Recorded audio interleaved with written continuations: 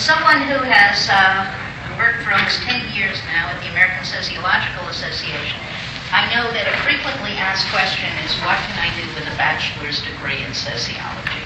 And I was lucky enough to get funding from the National Science Foundation to do a survey of senior undergraduate majors to ask them a series of questions about how they viewed what they had learned as sociology majors and what their future plans were.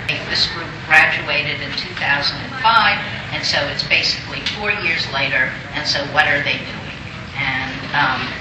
And we think this material is useful to people who are teaching sociology in that they then have something to reply, on top of which perhaps their students have something to say to their parents or whoever about, what do people do with degrees in sociology. So we tried to find out, why is it people majored in sociology? And interestingly enough, when we did a cluster analysis, there were 3 kinds of clusters. We allowed people to answer as many things as they wanted. So obviously these don't add to 100%. Virtually everyone, 70% of the 1,700 people who answered this survey, majored in sociology because they liked their first course, which is something that I think is really important. And whether departments think it's a good idea to have adjuncts teaching those courses, or as opposed to graduate students, as opposed to full-time faculty, I think is something really worth discussing, because that's how you get majors. The second set of reasons is what we labeled idealist, whether that's the best term or not. But they are people who go into sociology because they think it'll help them understand social forces, understand how to change society, help them understand their own lives, like in the sort of C. Wright Mills notion of where are you in history. And then another tied into that was that it would help them figure out what kinds of research they should do to answer these kinds of questions. So those are why people basically come into the sociology classroom. These are the skills that they think they learn, the 8 top skills. I mean, they learn some others, but the percentages started getting small. We divide this by type of school: baccalaureate, master's, PhD, and basically people at master's, what's interesting is that people at research and doctoral universities are the least likely to learn these skills. Now, the gaps aren't that enormous, but it is sort of an interesting thing that it again suggests that the teaching students isn't necessarily a priority at those schools. Here we have in blue, this is what they said were their future plans when they were seniors in college.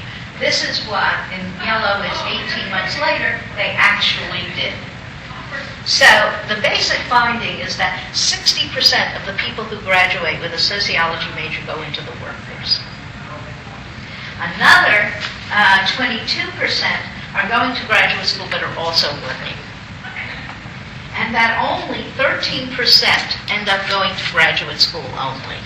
So the notion that what we're doing in terms of training or educating or socializing majors in sociology is we're not training people to go on and get PhDs in sociology.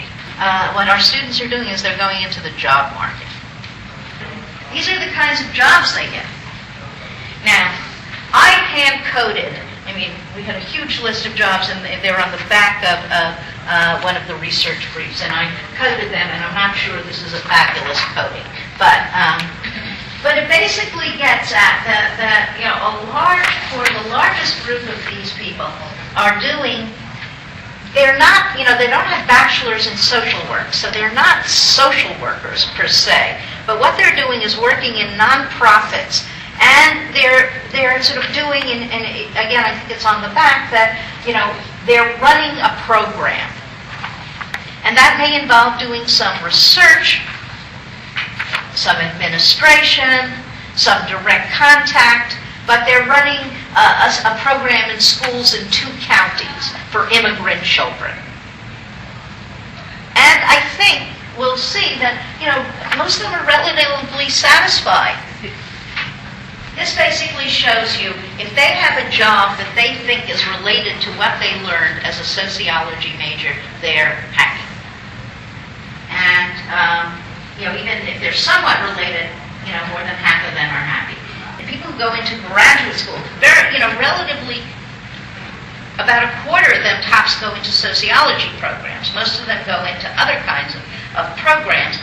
But they all, like 70%, think that the concepts they learned about inequality and so on are relevant in their everyday work or their everyday learning. They use these concepts and they think about them, and that makes them think that things are related to sociology. All right. The purpose of this chart is basically to tell you that some people came out as careerists, some people came out as idealists. In this case, there tends not to be much significant difference, that both people who are careerists who think that going to school help them with a career or moving on to graduate students, and those who are idealists tend to get somewhat the same jobs, and so that if you're an idealist, you're just you're as likely to work in the same kind of work and to be relatively satisfied with it as those people who are careers. All right, these are our pathways to job satisfaction. It's important to learn skills, and those are the sort of using software, developing reference lists, writing reports, evaluating research methods. Those are the skills that people learn. What this path shows us is that if you list skills on resumes, and that's one of the one of the research briefs we have, if you list skills on resume, if you discuss them in job interviews, you're going to be much more likely to use them on the job, and then you're going to be more satisfied because your job is going to be close to sociology. So I think another important thing that sociology faculty need to do is to convince students that the skills and concepts that they learn are in fact relevant, and if they talk about them and put them on their resumes, they're going to be much more likely to end up using them on the job, and they'll be much happier.